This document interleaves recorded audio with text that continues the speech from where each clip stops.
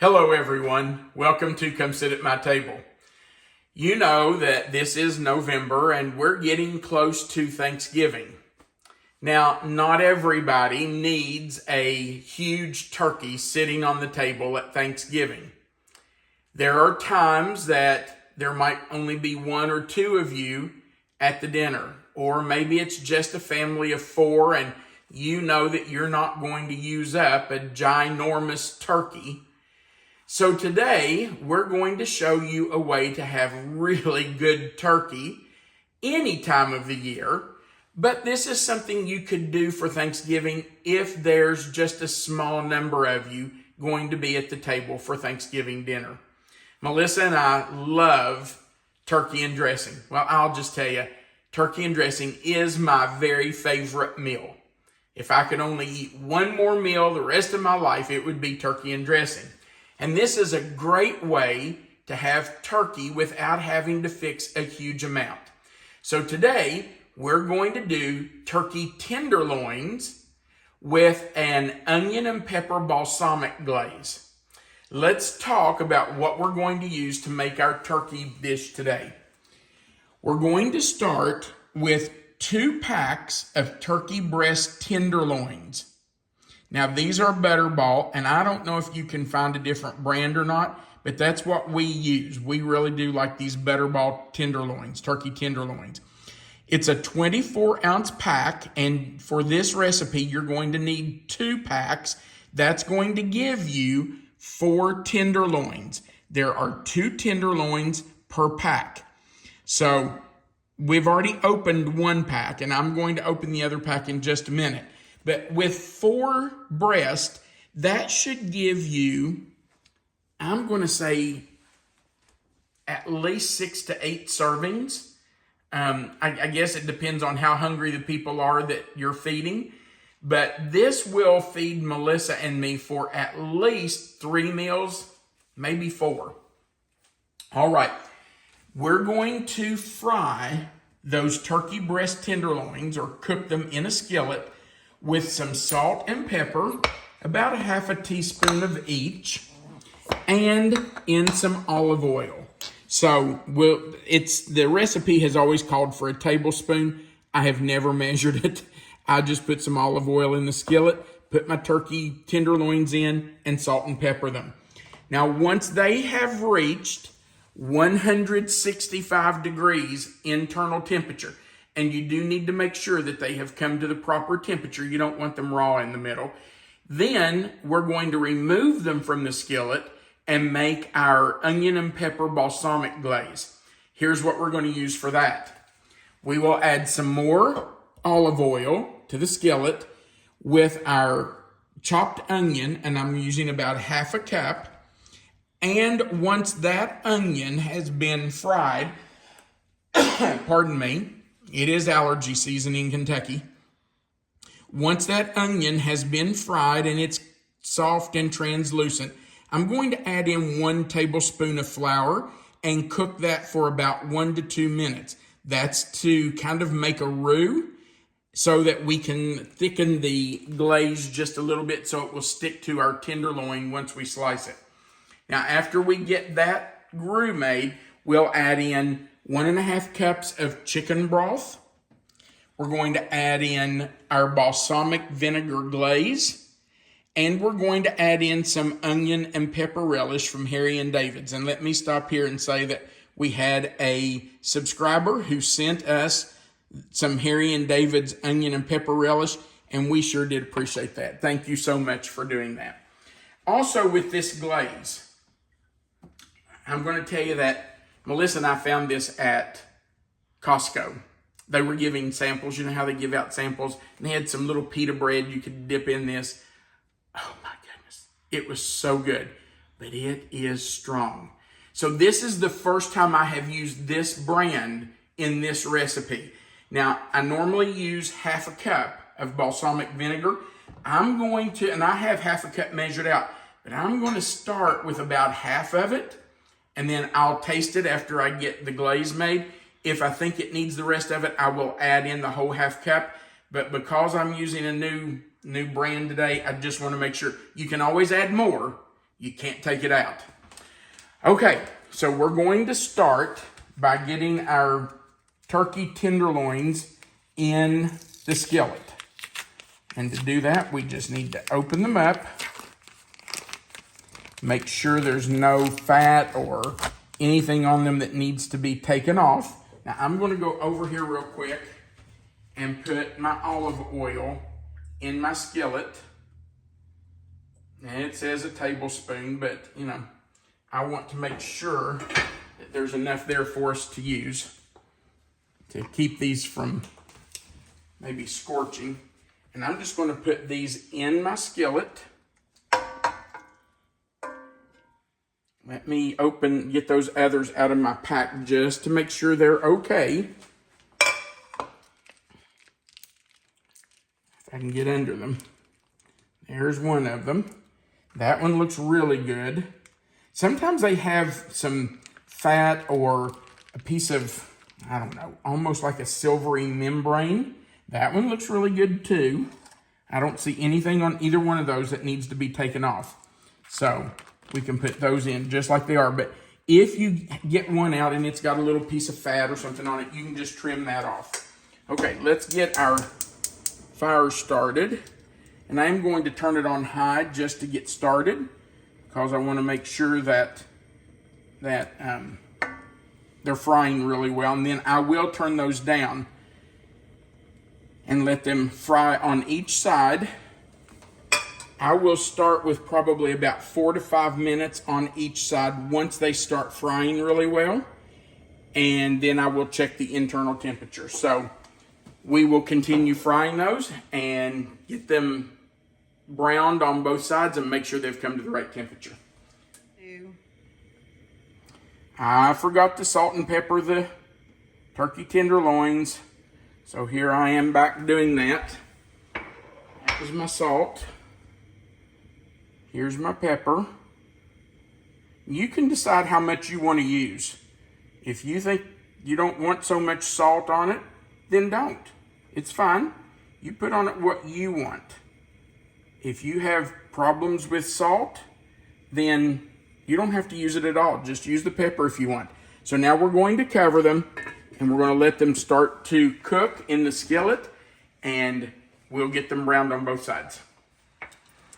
All right, our turkey has been cooking for about 10 to 12 minutes. Oops, sorry about that. We cooked it 5 minutes on one side, flipped it, did 5 minutes on the other side. Let me say for those people who are new cooks, the rest of you just bear with me. Once you flip your turkey, you need to wash your tongs or get new tongs. You don't want to use tongs that have been touching raw turkey to flip it once it started frying. So make sure you wash those or get a clean pair of tongs out. Okay, now we're going to check our temperature. I love this digital thermometer. Our girls actually got me this for Christmas one year. It's 174. That is plenty done. That one's almost there.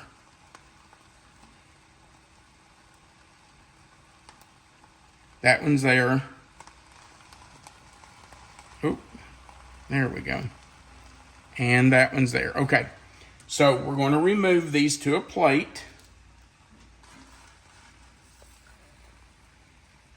And we will cover these with foil while we make our balsamic glaze. Scoot these over a little bit so I have room for all four. These are just really nice pieces of turkey. These are really nice. Let me tell you that these freeze really well. Melissa and I buy these and freeze them. In fact, these had been frozen.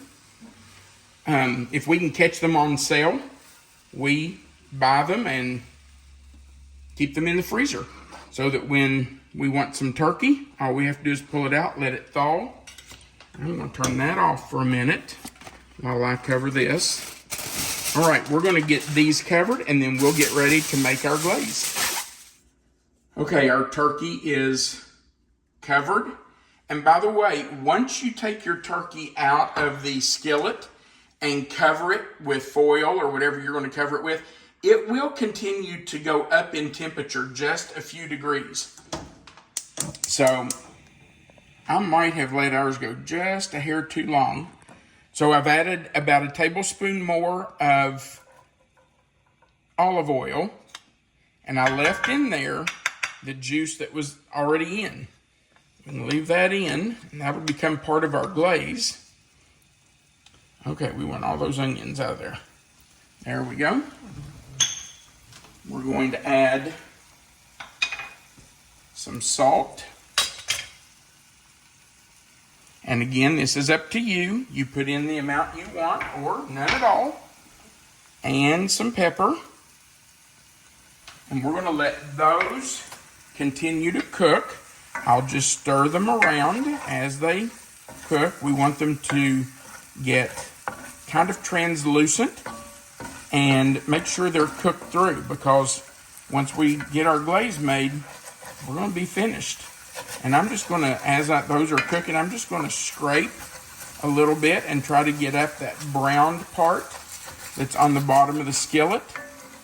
Incorporate that with the onions, because that's flavor.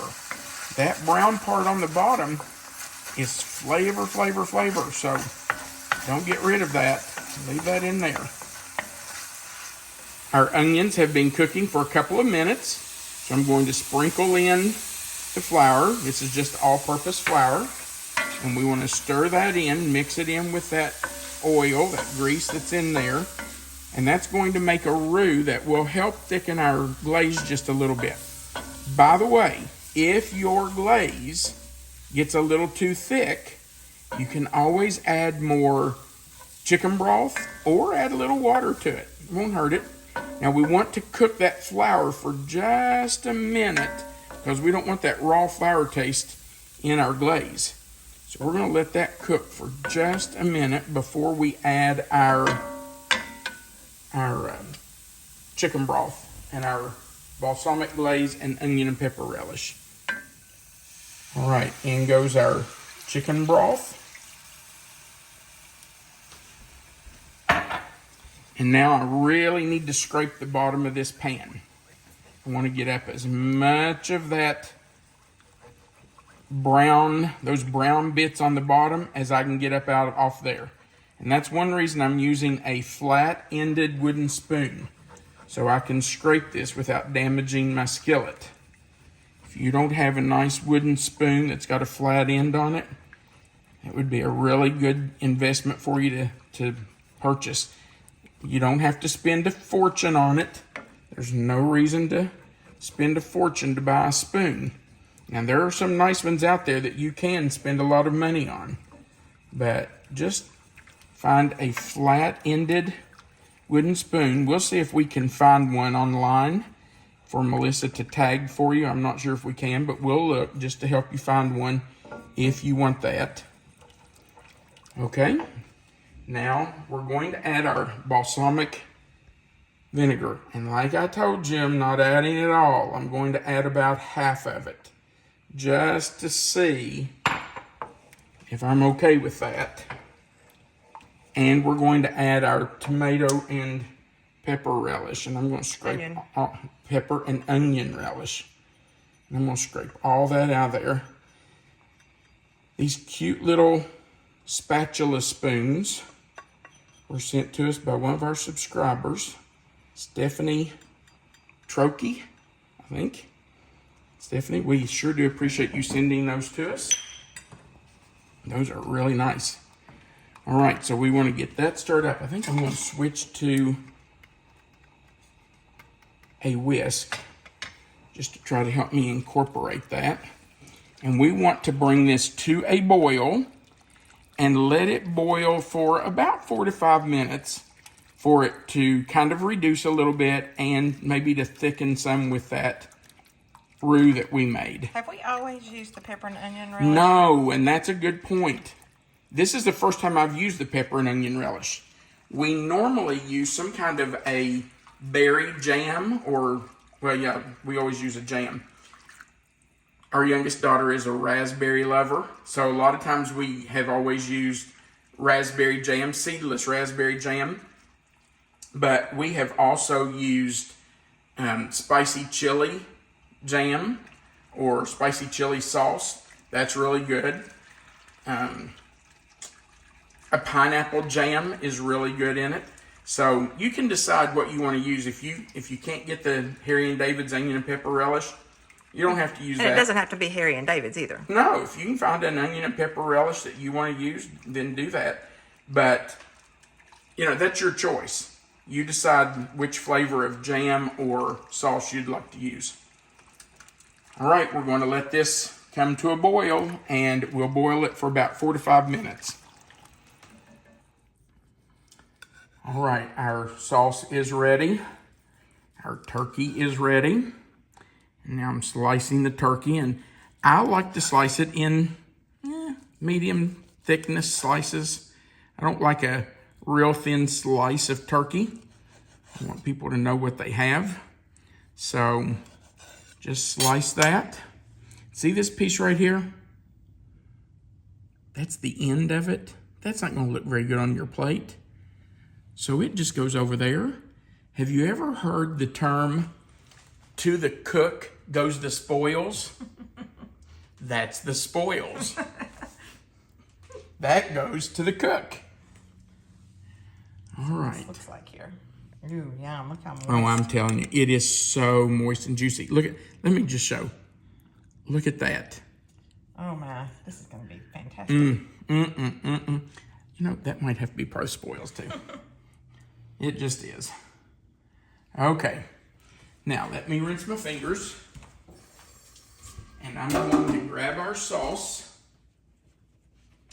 Turn the fire off. I've had it sitting over here on low. It's just been simmering. Move it right over here. Now, before I put this on, we do have to taste it. Because we just want to make sure that it has enough salt and pepper, that it's, just make sure it tastes right. By the way, I did not add any more of the balsamic vinegar to it. I left it at 1/4 cup because that balsamic vinegar is really strong. In the past, I have used balsamic vinegar that I used the full 1/2 cup. I don't know how it tastes, but it sure smells delicious. Yeah, I bet it tastes good too. I'm gonna blow it, and then you want to taste it? No, I'll just wait and have a little bit with my turkey. I'll trust your judgment on this one. I sure don't want to burn my mouth.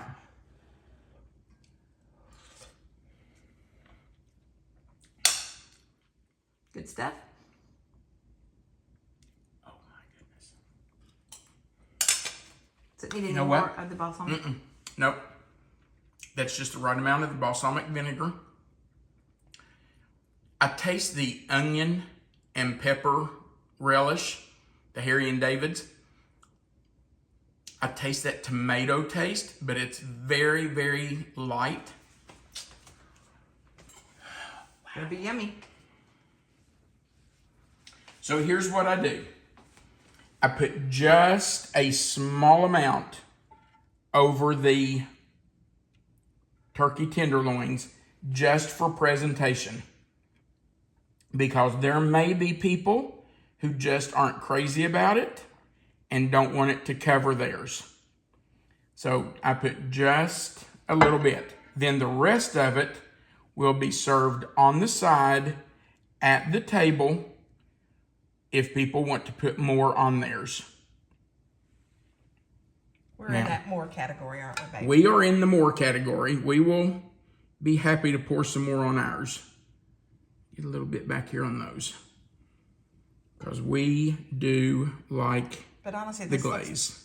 Perfectly done. Like, it would be great even without the glaze. Absolutely. Oh, that turkey is so tender.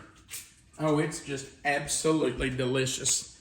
Now I want to clean up my platter here a little bit. I got a splatter right there. And I got one right here. So we want to clean that up. Now look at this. You tell me, is that Thanksgiving worthy? Absolutely. I think it is. It sure is a whole lot easier, too, than a my big goodness. turkey or even just a turkey breast. Absolutely. And you want to know something else? It's really good leftover. You can stick it in the microwave. You can eat it cold. I love cold turkey But if you want it heated, you can just put some on a plate, stick it in the microwave for a few seconds. It's right back to like it is right now. All right. We sure do appreciate you watching our video. You have to do a taste test, baby. Oh. Well, you want to know the truth? You're I thinking... had not tasted the glaze, but I've already eaten a piece of the spoils. I couldn't wait. So you're ready to have lunch, aren't you? I am. I'm hungry. All right. I'm going to get a piece for you first. And you know what? I need a little bit of glaze on there for you. Or a lot. I know you.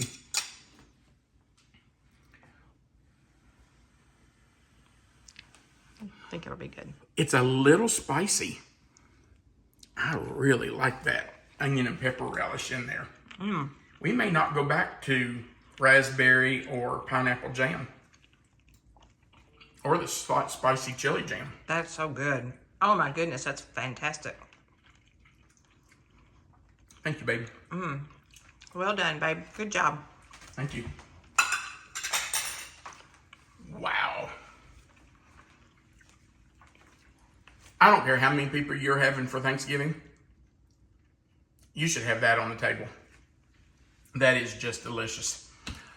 Okay, thank you for watching. We would appreciate you going right below this video and clicking the like button. And if you haven't before, click that subscribe button, the little notification bell beside of it, and the word all. That just subscribes you to our channel. It's totally free, but it allows YouTube to notify you when we put up new videos. Remember that right below the video where you see the description box, it'll have the title of this recipe. If you click in that box anywhere, that box will expand. Melissa always puts the written recipe right there for you so you have it written out. And our contact information is right under that recipe if you need to contact us. Also, there is a place for you to leave a comment, and we would love to hear from you. Melissa, well, both of us, try to answer as many comments as we can. Melissa does a lot more than I do with that. But we would appreciate hearing from you. We love to hear your comments, and especially those of you that give us so much encouragement. We do appreciate that. Tell us about your Thanksgiving plans. Absolutely. Tell us what you've got planned. What's going to be on your Thanksgiving table? We'd love to hear it. You might have a dish that we hadn't thought about putting on our table. Thanks again for watching. We do appreciate it. We want you to remember that you are always welcome to come sit at my table. Have a great day.